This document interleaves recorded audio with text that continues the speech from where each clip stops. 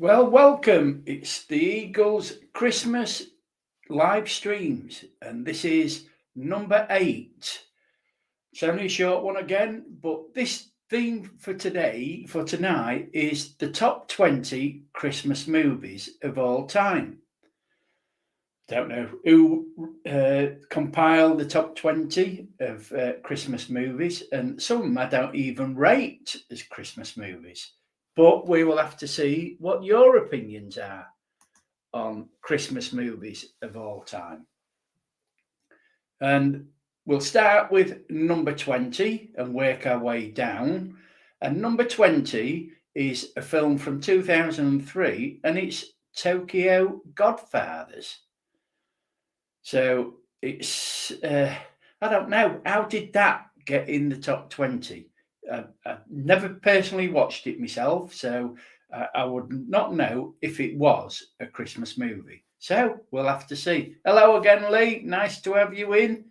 And as I said, number 20 is Tokyo Godfathers.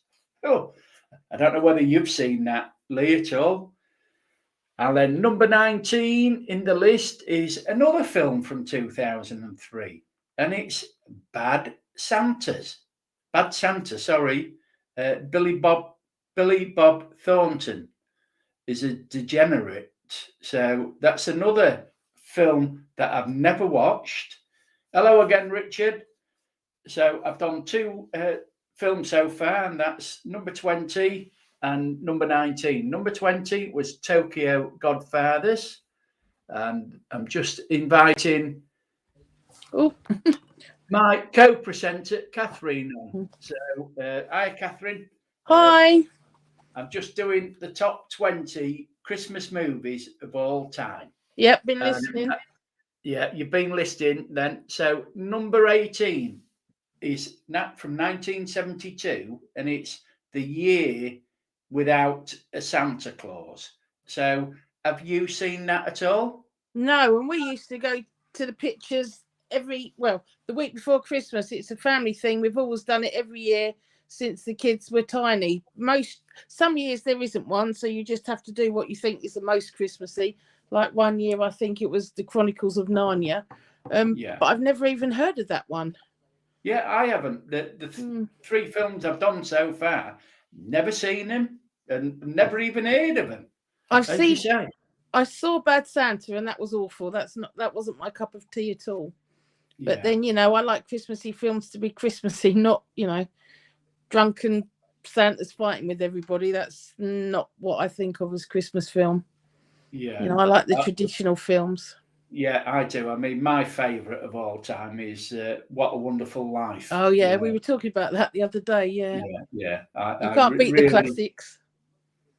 Yeah, it is. It's I sit and cry every time I watch that film. I don't know why, but it tugs on the old heartstrings, doesn't it? Yeah. And then number 17, I think we've all seen this one because I can remember this one.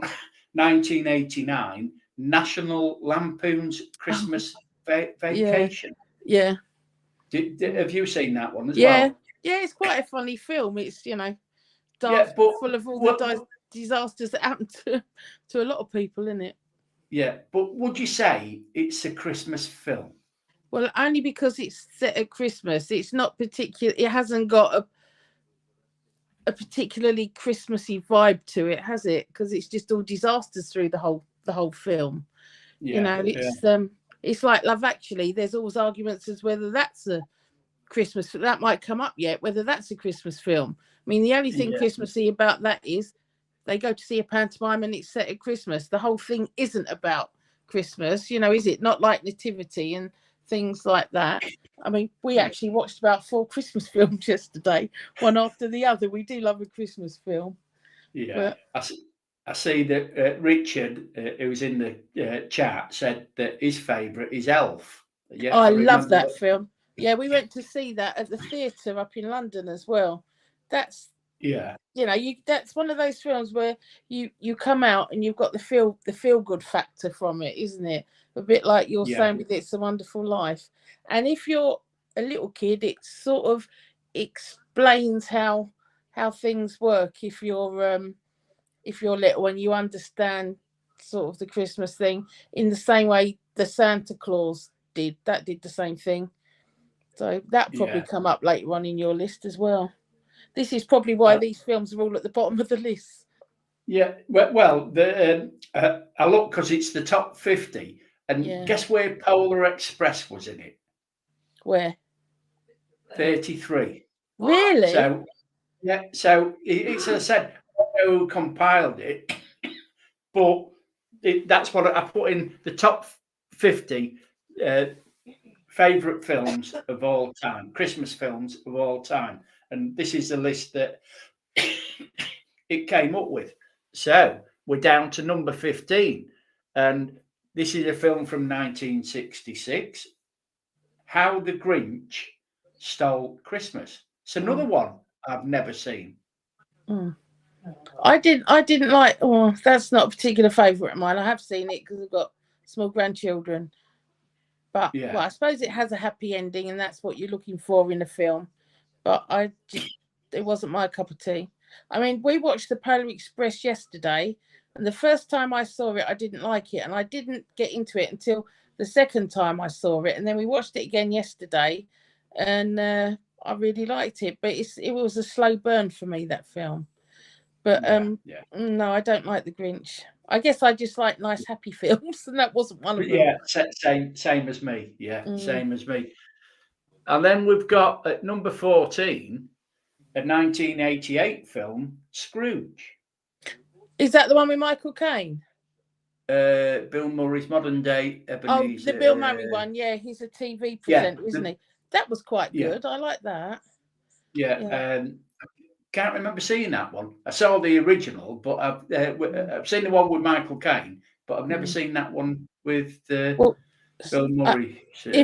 If memory serves me right, he was in TV production, so it was a very modern twist on Scrooge. So it's like set in present day, and he wasn't a nice guy, and obviously he gets visited by the ghosts, and again at the end, happy ending. Basic Scrooge story, isn't it? Yeah, I'm just going to say good evening to Granny Monster, a long time follower of mine, and she comes in to show her support occasionally, so I really appreciate that. And it's Christmas movies, the theme tonight, Granny. I don't know where, I put it in Google, and these are the list it came out with. So I don't think any of them are Christmas movies, in my opinion. And at number 13, we've got Black Christmas from 1974. Never seen it. Never heard of it. Never seen it. Yeah. But, how can they create... I don't know. What it says, Did people vote for these, or are they judging it on how well they sold on video or DVD? You don't know the criteria for it. No, it's weird. It sounds like someone's just sat in an office and gone, "Oh, I like that film. Did like that film," and done it like that, doesn't it? Yeah. It sounds like it.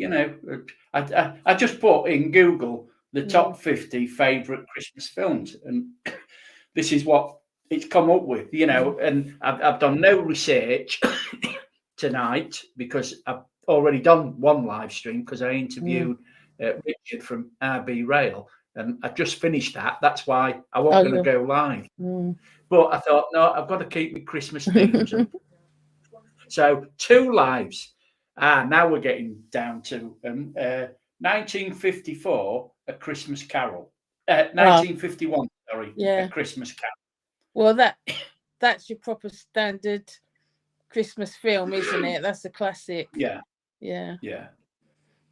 So Black and white, have you watched that one then, Catherine? Yeah. Because I mean, by the sounds of it, just talking to you now, you know your films. The Christmas films, yeah. I mean, I've got a lot of them on DVD. There are some I've watched to death, really. Yeah. And number 11 is 1984, The Gremlins. Now, to me, that's an horror film. Yeah, that's not a Christmas film. I was watching that again the other day because I'm in all day. I watch all the Christmas films.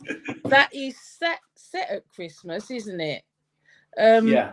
But yeah, and actually, we remarked the other day how gory some of it is. Because I mean, at one point they put one of these gremlins in a microwave, and they put one in a a blender. Oh, Stephanie's just joined us. So Hello, hello. So I had my migraine thing on my head. I look like Lister out of a big dwarf. Yeah, so that's it was quite horrific, wasn't it? Really, when you think. I don't know what the age limit for that is, but that just again, that film could be set at any other time of the year. So I think the only thing that makes it Christmas is just the fact that it happened to be Christmas. But it could have happened in the summer, could have happened any time. The story would have been the same. So I don't see that as a particularly Christmas film.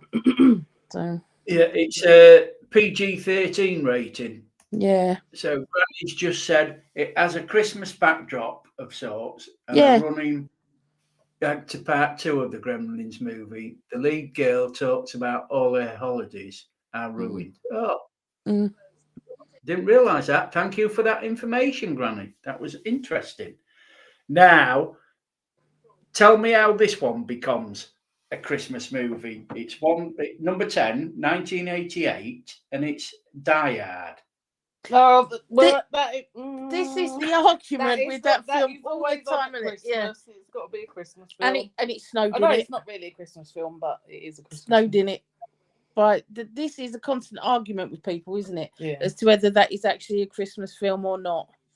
But it was a good film for what it was, but I don't see it as a Christmas film. Yeah, I don't think it was a Christmas film, you know. So then we go down to number 9. So we're getting there. A 1992 film, The Muppet Christmas Carol film. Yeah, that's the one with Michael Caine. Well, yeah, that's very Christmassy, isn't it? And that's standard, just with Muppets in it as the characters. But I think they also did it in 3D as well. I mean, that's quite a good film for what it is and for small children. The story's the same. Yeah, and Granny says Die Hard wants more. The holiday is more of the back part of the story. Yeah, it is. Yeah, agreed. Yeah. See, to me, a Christmas film is not just set at Christmas with a bit of snow. It's the whole atmosphere of bringing Christmas into it. You know. Yeah.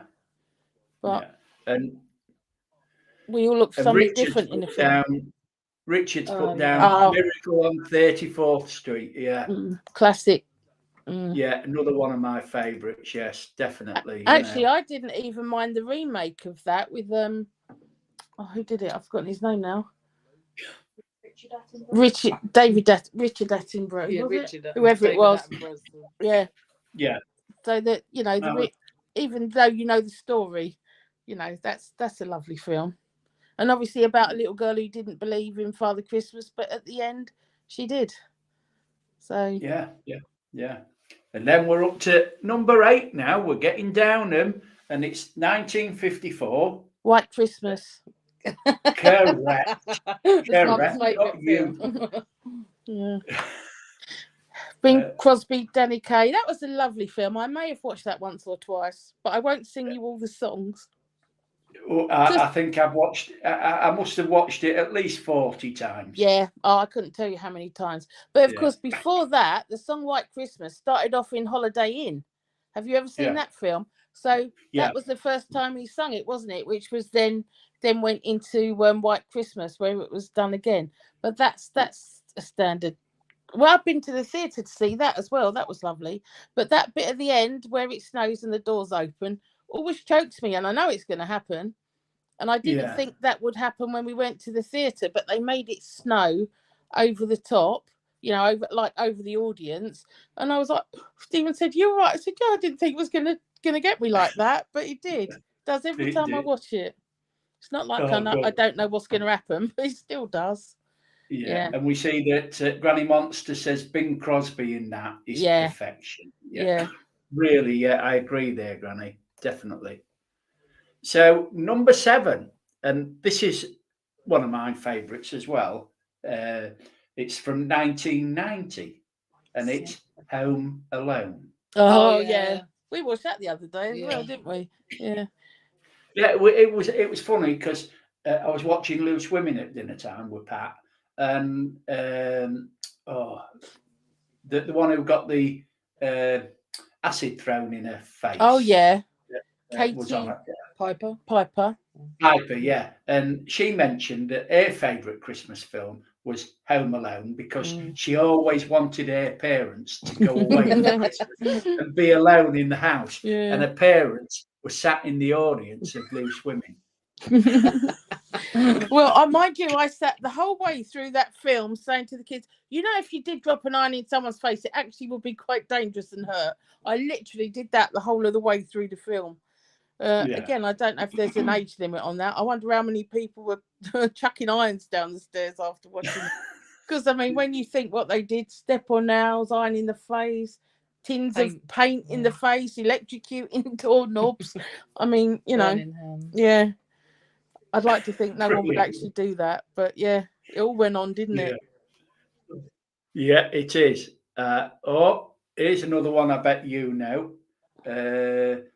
1983, A Christmas Story. A Christmas Story? Do you know that doesn't ring a bell? It's Christmas Day TV scheduling reserved only for classics like It's a Wonderful Life and Miracle on 34th Street. So that's all it says. Yeah, do you know Christmas what? Story.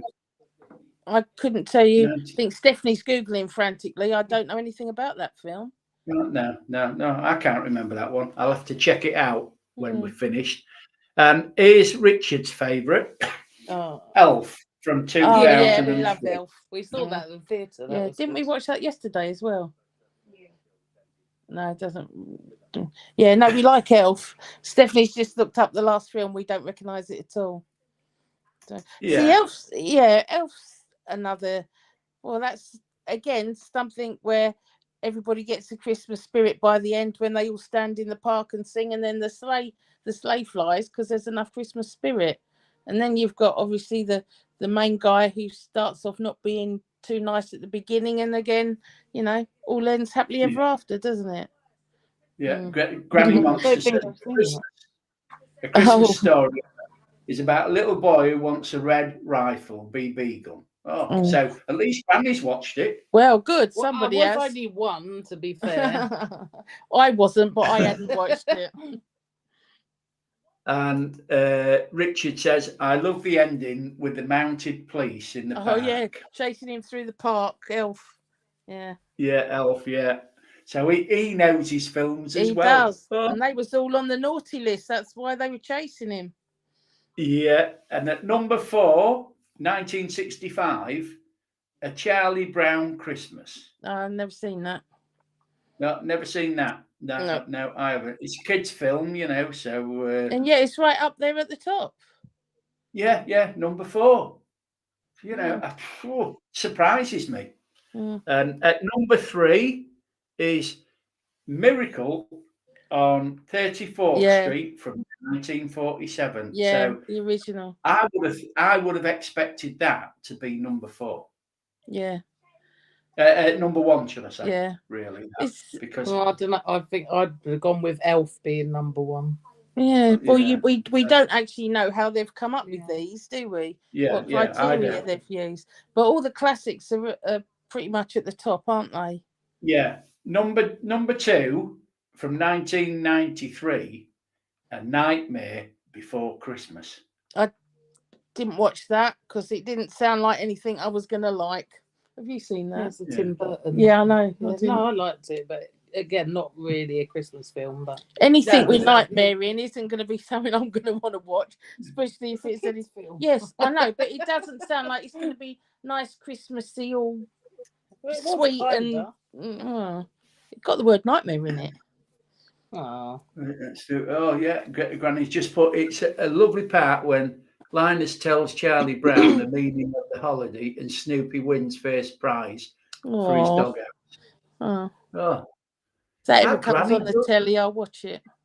Yeah, Granny does know her films, and then we get to number 1. I'll just tell you the year 1946. 1946. That's not Holiday Inn, is it? No, It's a Wonderful Life. Oh, It's a That's Wonderful what- Life. Yeah. Yeah, Yeah. that's number one. Well, I I'm can just gonna understand that. I'm just gonna see who compiled this list. It probably says we asked 100 people and they'd be on the phone. Gran, what was your favourite film? Yeah. See, because I didn't do any research, I don't know who it's by. It's by film critics, USA film critics. Oh, so that'll be their favourite films then, won't it? They'll have all voted. Yeah, and and the number 50 was Happiest Season 2020. Don't know that one either. So I've It never certainly seen wasn't that a one happy either. season. No, it weren't. Not in No, we was all 2020. in lockdown. Wouldn't have been nothing happy about that. Yeah. Sorry, I got Polar Express wrong. 31. I'm just having a look at where the ones I remember are. Is 1947. It happened on Fifth Avenue. I remember watching that one because it's a classic. I don't know that one. I haven't seen that. Yeah, 1947. Just running through them. Sorry, Polar Express was 28. That was 2004. Yeah, I'm So surprised that it was would that have low been- down. Yeah. I would have thought that would have been in the top 10, Yeah. Polar Express. It's a lovely film, I mean, Tom Hanks, how many parts does he take? 6. Yes. See, we know We because do. it was in Tim. It was was. in Tim's You had quiz to the be at other the night. quiz. We got that wrong. We thought it was 5, didn't we? Only one But we of watched Yeah, it the other day and we were counting. Not that we didn't believe him, but we were counting every time we heard his voice, just to see what parts it was he did play. Yeah. If Anna had been here, we'd have got that right, wouldn't we? But she was out. Yeah. I got it wrong as well because I went like you, 5. That I could remember 5, but We forgot about I the didn't think- ghost on the We top. did, yeah. Yeah, I did. What was the Line in the Winter on the list? I'm just having a look. Christmas Tale at 25, Claus at 24, A Very Merry Christmas at 23. Yes, at 22, The Line in Winter at 22. Well, that's quite high up, isn't it? Yeah, and then 21 is Santa Claus is Coming to Town, 1970. Don't remember that one. Yeah, I can't, so, but that is by the film critics. It's on Google, or I just put it in. Summit Magazine. This is obviously then what they view as the best films, isn't it? Yeah. The actual critics. I've seen quite a few films where the critics have absolutely blasted it, and they've been really, really good films. Yeah, I think the best thing is not to read what people are saying, even people that if they go, oh, it's rubbish or it was brilliant, because that's their opinion and they don't know what you like, what you think might not be the same when you go to see it. I think just go with an open mind whenever you're going to watch something. Make up your own mind. Yeah, well, this is it. Everybody's different. I mean, I like the classics. And all right, I like Elf. I enjoyed Elf, but I'd put Elf at about number 5. I would agree with number 1. I'd put White Christmas at number 2. But it's everybody has a different opinion, so you can't knock it. It's just that was the first one that came up because I'd done that live stream before. That was the first one that came up into me being able to do a quick Christmas live stream. So have we got any idea what the subject could be for tomorrow then, Catherine? Christmas games. Oh, what about Christmas games? We wrote a list just in case what we do. We thought it's about to say Christmas games and we're going to be ready. Okay, we'll do Christmas games. What, top 20 or top 10? I don't know if we've got 20. Hopefully other people will. I mean, we wrote a list of the games that we have played. So I think we've probably got 8. But these are games that don't cost you anything, that you can use things that you have around the house. So, you know, if you don't need to go out and buy a board game of any kind. Yeah. So, Yeah. you know, it's just the silly little games that my family used to do, you know, that might need a spoon, a bit of string, or an orange, that sort of thing, or a balloon. So, thanks a lot, Granny Monster, and hope to see you on another live stream before Christmas. Really appreciate you stopping by. So, should we do your Christmas games, or should I do the top 20, or the top? No, I'll do the top 10 Christmas games. Yeah. And then when we've done those, you can come in with your 8 or 9 or 10, whatever you've got. Yeah. You can bet your life that the Christmas games that they say are the top 10 Christmas games will be all board games. I suspect so. Yeah. Well, we do do one using the iPhone, don't we? That you know that we do. But again, or any phone, it's something that you can do. You've all got, and it doesn't cost anything. So you know these games go back to when I was a little kid and my family used to play them all. You know, and we've sort of carried on doing that. Well, not just at Christmas. You know, we've done it at barbecues and all sorts. We've had some really funny afternoon. New Year's Eve used to be a classic. Everybody doing party games because we used to have everybody round, didn't we? Yeah. New Year's Eve, there'd be about 40 people here. Then you get up in the morning and see how many people were asleep on the floor in sleeping bags. You know, and then we'd be cooking everybody thinking breakfast at early in the morning before we started getting dinner ready. But we've had some good evenings, although the karaoke machine did tend to take over from the party games as time went on.